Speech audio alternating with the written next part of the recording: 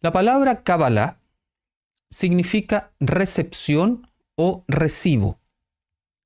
Viene del verbo lekabel, que significa recibir, obtener y aceptar. Aquí hay tres ideas muy interesantes para poder conectar con lo que estamos estudiando. Entonces, por una parte es recibir. ¿Qué es lo que vamos a recibir? Obtener. ¿Qué es lo que vamos a obtener? Y aceptar. ¿Qué es lo que vamos a aceptar haciendo Kabbalah? Entonces vamos a ir desarrollando estas ideas en esta clase.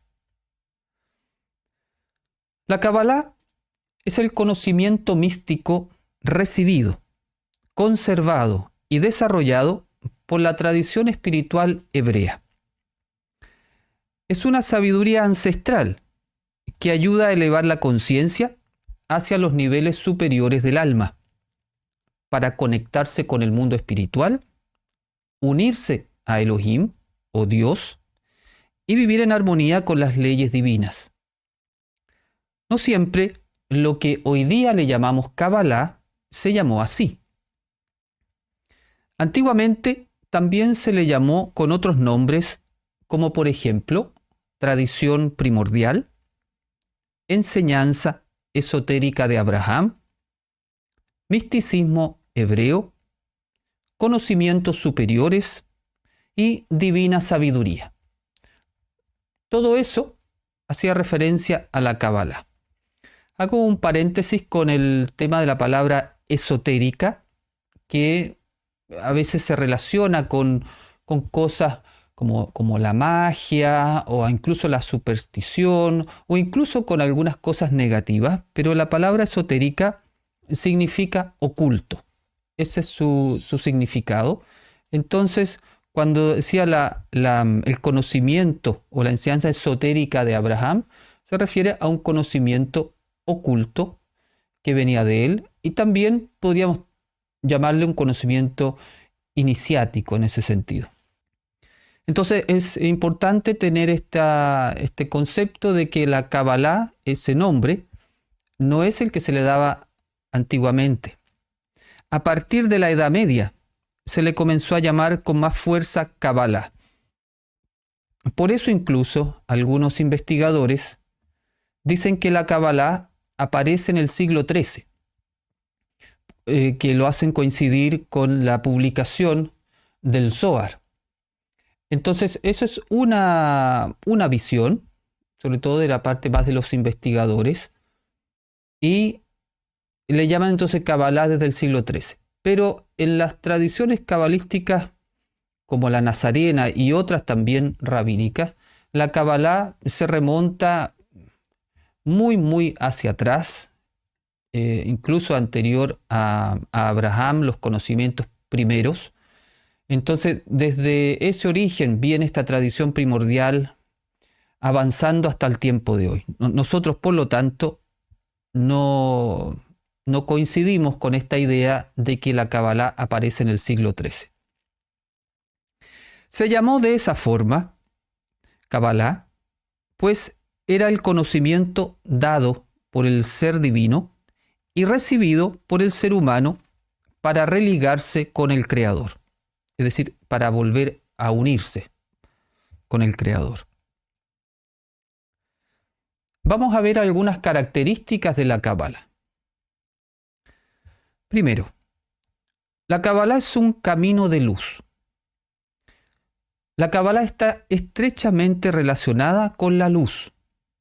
Y la luz es la energía de la más alta frecuencia vibratoria irradiada de la conciencia divina que llena todo el universo. Con toda certeza, entonces, se puede decir que la Kabbalah es un camino espiritual para recibir y compartir la luz del Creador. Para mí, esta es una de las mejores definiciones de la Kabbalah. Abarca todo lo que es el camino espiritual y es simple. La Kabbalah es un camino para recibir y compartir la luz. Eso es lo que vamos aprendiendo en el estudio de la Kabbalah. Finalmente, la Kabbalah no es solamente una acumulación de datos, sino es una experiencia práctica, como vamos a ir viendo. Segunda idea, la Kabbalah es un camino de autoconocimiento y unificación. Esto significa que la Kabbalah es un camino para conocernos y para volver a unirnos con nuestra alma. Esto es muy importante. Volver a unirnos con nuestra alma, que es nuestra verdadera esencia. También para volver a unirnos con la conciencia divina, con los demás, con la naturaleza, con las leyes de Elohim, con los distintos reinos de la creación y con el universo en perfecta armonía, de modo de volver a unir el mundo físico con el mundo espiritual. En ese sentido, en la medida que nos vamos conociendo a nosotros mismos, vamos pudiendo, al experimentar esa unificación con nuestro verdadero ser, podemos unificarnos con todo lo que está fuera nuestro. El secreto para volver a unir el mundo físico con el mundo espiritual es la energía llamada amor, con sus derivadas la compasión, la misericordia y la bondad. Esto significa que el amor es la energía que por excelencia genera la unión, así como el odio, la ira y el resentimiento producen la desunión, la división y el sufrimiento.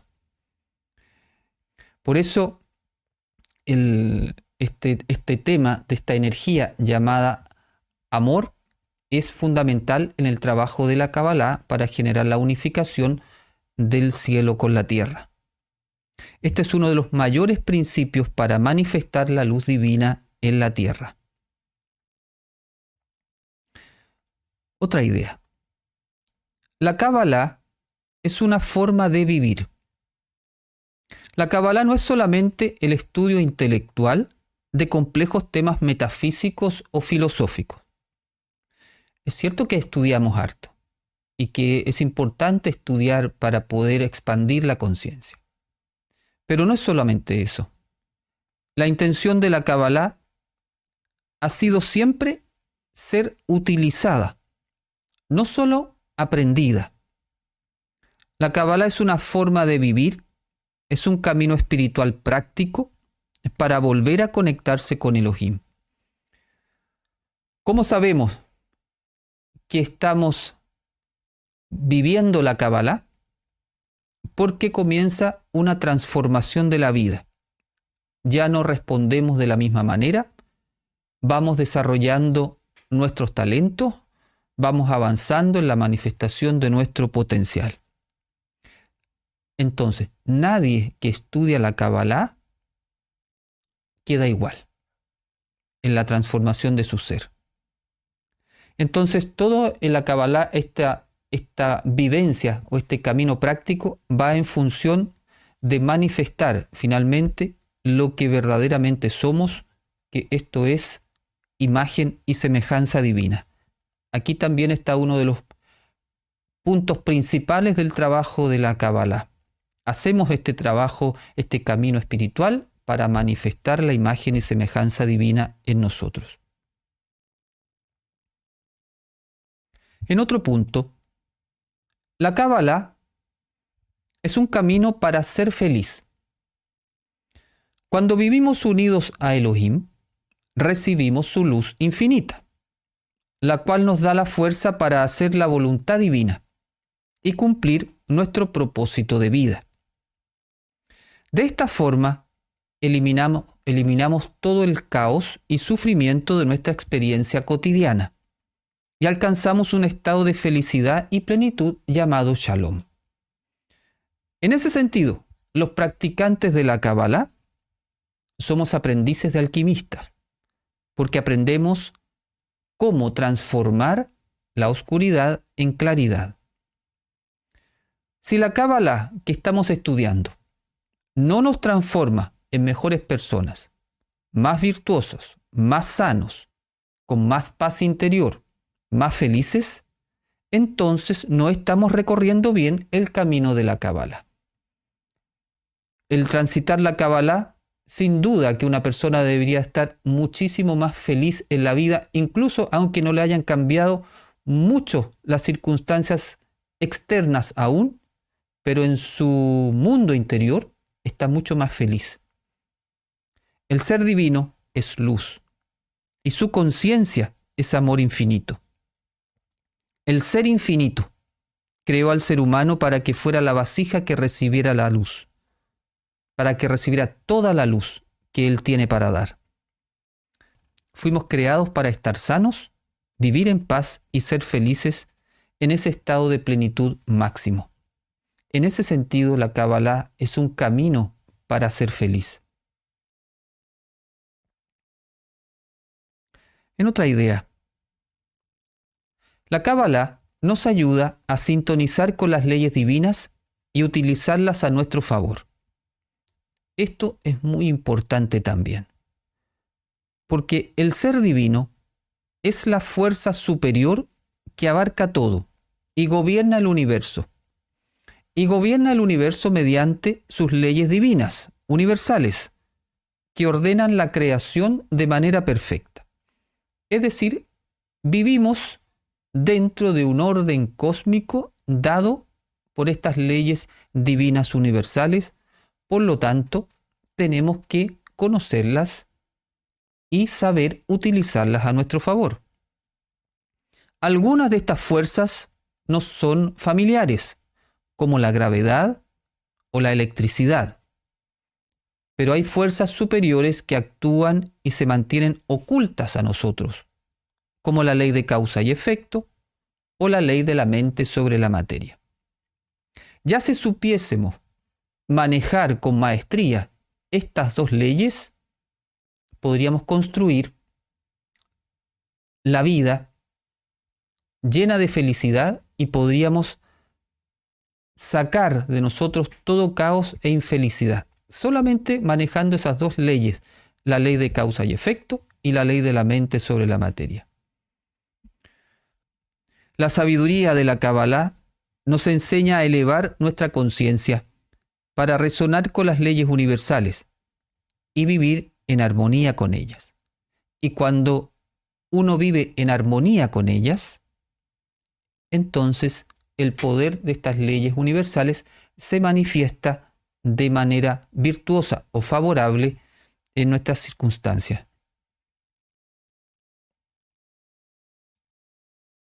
En otra idea, la Kabbalah nos ayuda a vencer el ego. Existen energías densas que nos desconectan del Creador y del mundo de luz. Por ejemplo, el miedo, la tristeza, la ansiedad, la culpa, la preocupación, la ira, la amargura, etc. Es decir, toda la desarmonía y el estrés mental emocional.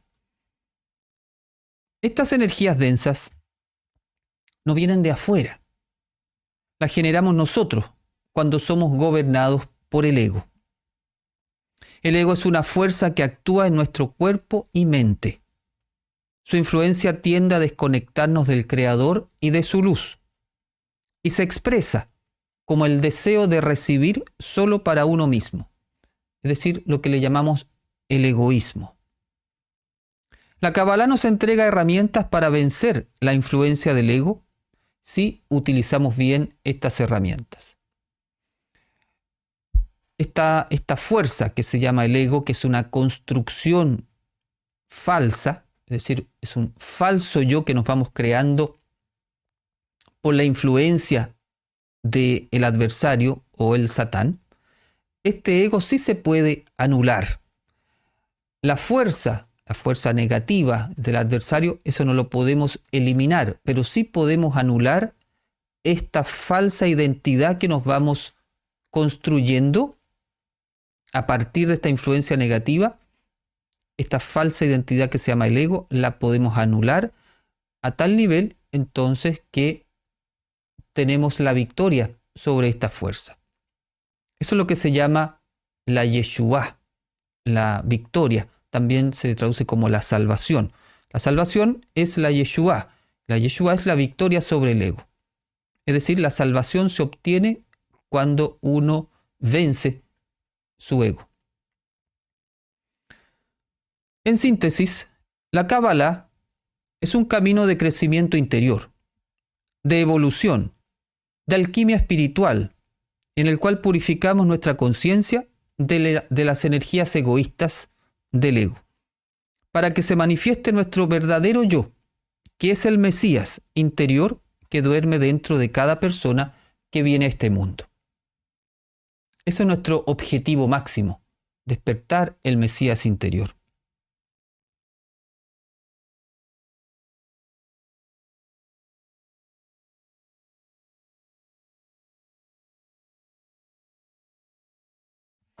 La evolución de la Kabbalah comienza para esta tradición y otras tradiciones cabalísticas desde muy antiguo, desde Adán.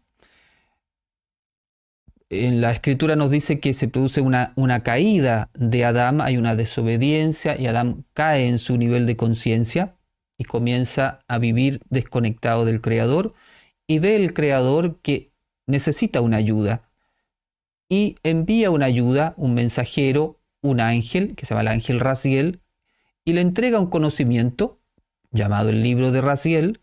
Raziel es el ángel de los secretos. Y este es una sabiduría para reconectar con el Creador.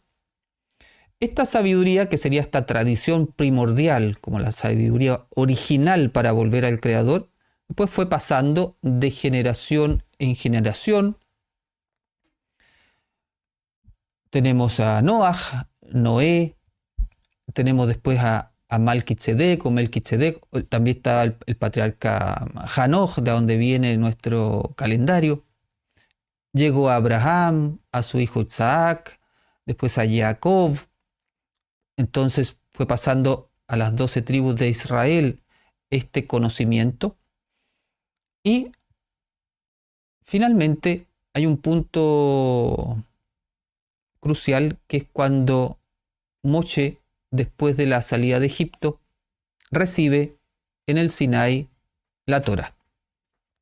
La Torá, que primero la recibe decodificada, pero por este evento del becerro de oro se rompen esas tablas, vuelve a recibir, pero ahora ya las recibe codificadas, y también recibe Moshe este conocimiento para decodificar lo que estaba codificado en la escritura. Y aquí entonces aparece también más como con más fuerza esta idea de la Kabbalah, de un conocimiento recibido que ya estaba escrito, y también con unas herramientas para poder decodificar esta sabiduría. Ese conocimiento entonces desde Moshe pasa a Yehoshua o Josué, después los ancianos, los sacerdotes, los profetas, la gran asamblea. Finalmente este conocimiento llega a los esenios, que fueron grandes cabalistas a partir del siglo II antes del Mesías, y que en tiempos de Yeshua eran los grandes cabalistas que conservaban este conocimiento, que custodiaban este conocimiento. Yeshua recibió este conocimiento, fue un gran cabalista. Para nuestra tradición, Yeshua recibió este conocimiento de parte de los esenios, y de Yeshua entonces él enseña lo que se llama los secretos del reino de los cielos, los cuales quedan traspasados a sus discípulos conocidos como los nazarenos, los guardianes, los custodios. Ellos lo conservan en lo que se llaman los escritos nazarenos, conocido hoy día como el Nuevo Testamento. Esos conocimientos quedan guardados en esos textos. Y ese es el origen de lo que se llama la Kabbalah nazarena o la Kabbalah de Yeshua, la que recibí yo de mi maestro y la que enseño yo en este canal, en esta escuela. Entonces, por ahí viene la Kabbalah nazarena. Paralelamente, las personas, los maestros de Torá, los fariseos de su tiempo, que no reconocieron a Yeshua como el Mesías, que también tenían conocimiento de la Kabbalah, porque la Kabbalah no es solamente, por cierto, no viene solamente por la tradición esenia, también estaba en las escuelas de los fariseos que conocían la Kabbalah, pero ellos no reconocieron a Yeshua como el Mesías y desarrollaron su escuela cabalística que a lo largo de la historia después es lo que hoy día es la Kabbalah rabínica. Entonces hay un tronco común, claro que sí, pero hoy día están estas dos ramas, la rama rabínica de Kabbalah y la rama nazarena. También dentro de la rama rabínica también hay subramas, pero vamos a ponerlo en general. Lo común para ambas escuelas, nazarena y rabínica, es que estamos en un momento muy, muy crucial de la historia. Esta visión la tienen las dos ramas, en la cual se está esperando la manifestación del Mesías. La Kabbalah nazarena, que reconoce a Yeshua como el Mesías, espera el retorno de Yeshua, y la rama rabínica espera la venida del Mesías por primera vez. Ahora, aquí hay algo importante que registrar ustedes como estudiantes de esta tradición. Para nosotros, en este tiempo, está pronto a venir el Mesías, y eso tiene una doble arista. No solamente es la venida de una persona, de Yeshua, el Nazareno, el Mesías en un segundo retorno, en una forma que se llama la forma de resucitado. Eso sí, lo aceptamos en esta tradición. Pero no solamente eso. Cuando hablamos de la era del Mesías o la manifestación del Mesías, no es el retorno de el Mesías como el único, sino que es una era en la cual todo el mundo va a estar llamado a despertar su Mesías interior. Es decir, van a estar todas las condiciones espirituales para que aquellas personas que quieren alcanzar el máximo potencial de su alma lo puedan alcanzar.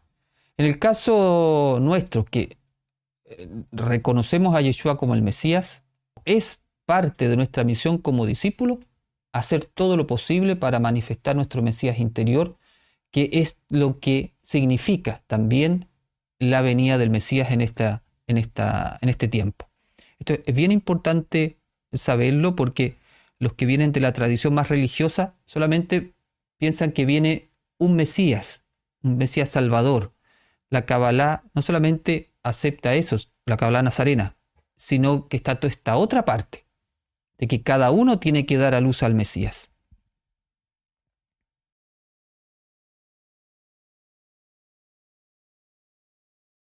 En la Escritura, cuando me refiero a la Escritura es la Biblia. En la Escritura hay secretos ocultos en códigos. Las herramientas de la Kabbalah son la gematría, el tziruf y el notaricón. Vamos a explicarlo brevemente. Estas tres herramientas permiten decodificar la Escritura para poder extraer el secreto oculto en ellas. Entonces, eso también es importante registrarlo. Hay un secreto codificado y hay herramientas para decodificarlo. La decodificación no es solamente un estudio intelectual académico, sino que va acompañado por la meditación cabalística con letras hebreas y por la vivencia de aquello que se estudia y medita. La primera herramienta es la gematría, y se basa en que en el hebreo cada letra posee un valor gemátrico o un valor, un número. Por ejemplo, la letra Aleph tiene el valor 1. Cada letra tiene un valor. La gematría es el cálculo del valor numérico de las palabras o frases para una mejor comprensión de los diferentes conceptos y la relación entre palabras e ideas.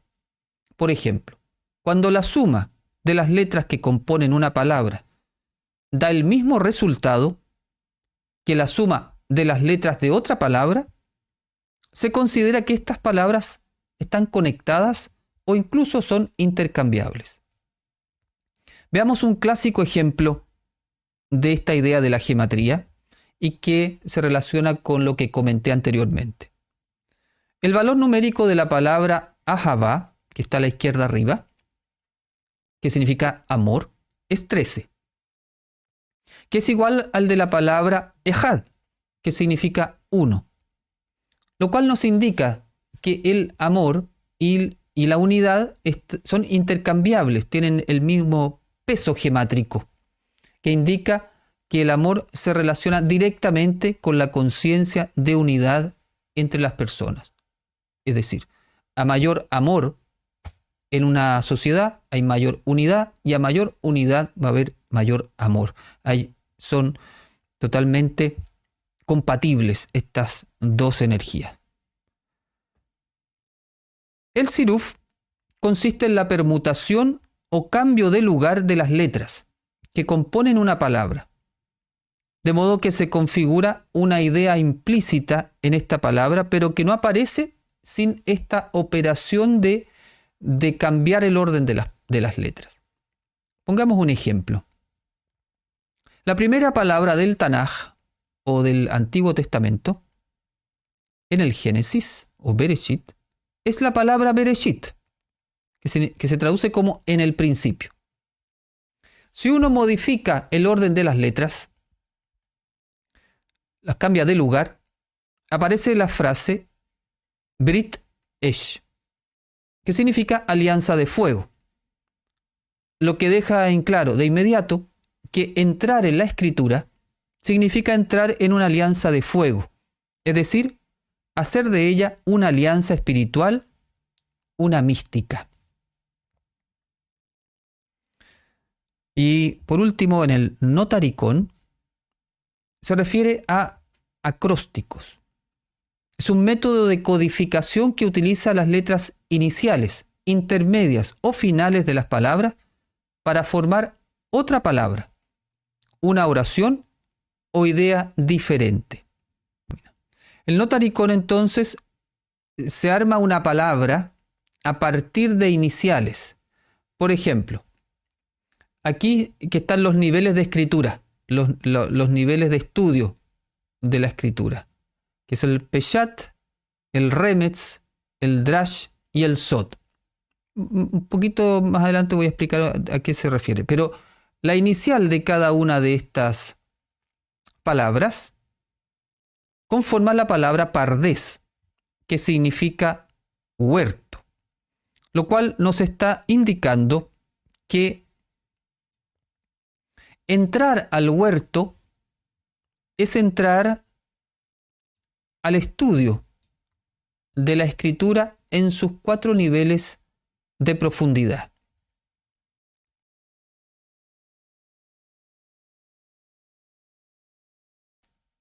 En Kabbalah se utilizan 4 niveles para entender la escritura. Como vimos ahí, los 4 niveles son Peshat, Remetz, Drash y Sod. Cada nivel es más profundo que el anterior. Las iniciales, como vimos, es Pardés. Entonces aquí hay una idea muy bonita porque cuando uno habla de Adán volviendo al huerto o al jardín del Edén, también tiene que ver con el ser humano volviendo a la escritura en sus 4 niveles de profundidad. El nivel Peshat es el sentido simple y sencillo, que significa literalmente lo que dice el texto, es decir, lo que está escrito ahí, la palabra literal, ese es Peshat. Es cuando alguien dice, es que aquí está escrito. Efectivamente, ahí está escrito, ese es el nivel Peshat. El nivel Remetz es el conjunto de pistas, principios y verdades contenidas en el texto. es el sentido implícito. De las pistas se infieren y deducen conclusiones lógicas mediante un razonamiento inductivo. Es decir, uno deduce algo lógico, a partir de una pista. Estas conclusiones permiten acercarse a la verdad. En el nivel Remez se presta atención a los detalles del texto, por ejemplo, la hora del día, el lugar, las palabras, los números. Entonces, si uno dice Pedro era un pescador, uno puede suponer algunas cosas que un pescador de ese tiempo podría tener, o del tiempo moderno. Uno dice un pescador artesanal como Pedro, ¿qué debería haber tenido? Bueno, una red, una barca, cosas lógicas que uno va induciendo, y ahí se va acercando también a la verdad del texto desde otro nivel de profundidad. Después está el drash, que es el sentido profundo del texto en sentido alegórico o simbólico. En el nivel drash se escudriña el texto y se relaciona con el resto de las escrituras para descubrir el simbolismo que subyace en el texto escrito. Este nivel a menudo lleva a una interpretación subjetiva de las escrituras que refleja las ideas personales o el punto de vista del intérprete. Por ejemplo, las parábolas o los midrashim se basan en este nivel drash. Entonces, es un texto simbólico. Yeshua hablaba en parábolas. Eso es un relato simbólico. Entonces, uno podía extraer el sentido de la parábola, el simbolismo de ella. Uno podría decir, ¿qué simboliza la red de Pedro? ¿Qué simboliza la barca de Pedro? Entonces ahí se va metiendo en otro nivel de profundidad. Y por último está el nivel Sod, que es el sentido cabalístico del trabajo, el sentido místico, esotérico del texto, oculto del texto, que se da a través de la inspiración o la revelación, o se va decodificando con estas herramientas que comenté anteriormente: gematría, tziruf, notaricón. La palabra sod significa secreto o misterio.